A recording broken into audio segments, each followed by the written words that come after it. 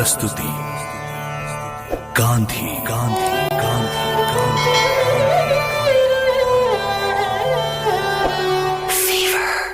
अंग्रेजों की देश के टुकड़े करने की घटिया चाल काम करने लगी थी। जिन्ना बंटवारे की जिद पे अड़े थे और बापू हर हाल में अखंड भारत चाहते थे। मेरे बापू के लिए पूरा देश उनका घर था और देशवासी उनका परिवार। अपने रूठे हुए भाई को मनाने बापू खुद चलकर जिन्ना के पास गए। जिन्ना मेरे भाई, मैं जब साउथ अफ्रीका से हिंदुस्तान वापस आया था तब तुम मुझे मिलने वाले उन कुछ लोगों में से थे जिनसे मैं प्रभावित हुआ था। ये देश मुझसे कहीं ज्यादा तुम्हारा है। पटवारी की जिद छोड़ दो मेरे भाई। माफ कीजिएगा, आप हमेशा कांग्रेस की बोली बोलते हैं गांधी जी।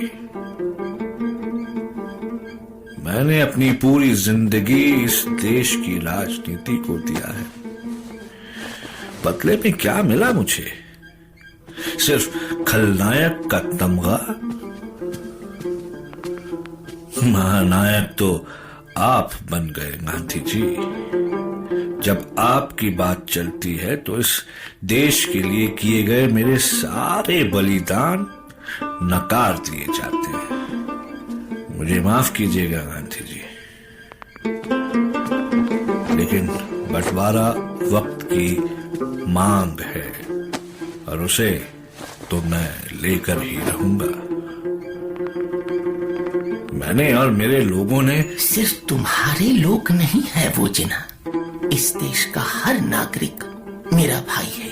इस देश के मुसलमान भी मेरे दिल के उतने ही करीब है जितने की हिंदू या सिख।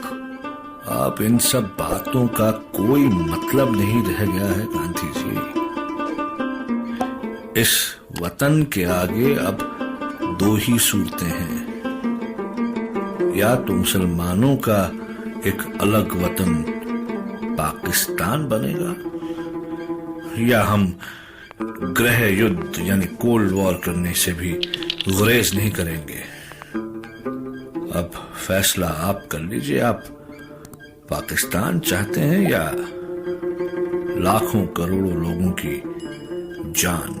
जिन्ना का अड़ियल रवैया अखंड भारत की तस्वीर को धूमिल कर रहा था और इसी बीच कलकत्ता में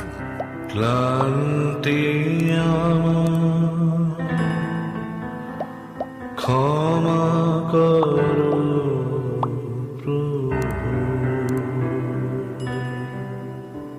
पथे যদি পিছিয়ে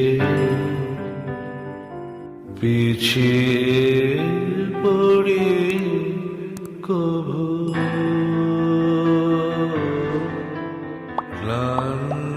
कलकत्ता तो उस वक्त अंग्रेजों का गढ़ माना जाता था। कलकत्ता में अंग्रेजों के खिलाफ कुछ करना तो दूर, अगर कोई सोच भी लेता तो उसे गिरफ्तार कर लिया जाता था। देश का सबसे कड़ा शासन अगर कहीं था तो वो यहीं था। 16 अगस्त 1946 को सांप्रदायिकता ने अपना सबसे बड़ा रूप दिखाया। नारे तकबीर! नारे तकबीर! नारे तकबीर!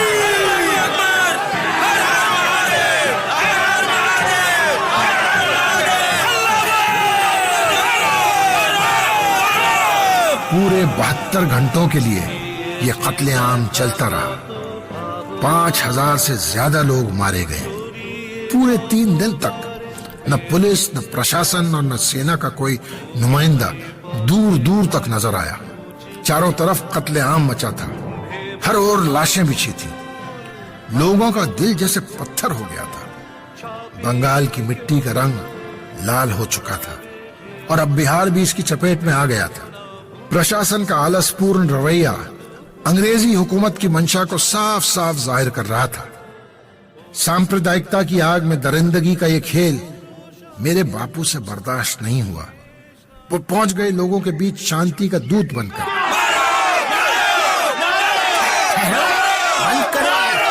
बंद करो ये अत्याचार। ये क्या हो रहा है?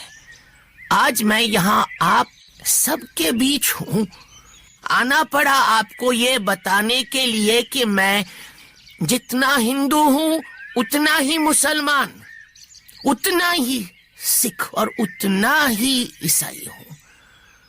आपके मन में अगर किसी भी जाति या धर्म के लिए द्वेष है तो उससे आप निसंकोच मुझे मारकर निकाल सकते हैं। मुझे यकीन है अपने किसी भाई के हाथों अगर मेरे प्राण जाएंगे तो मेरी आत्मा को जरूर शांति मिलेगी।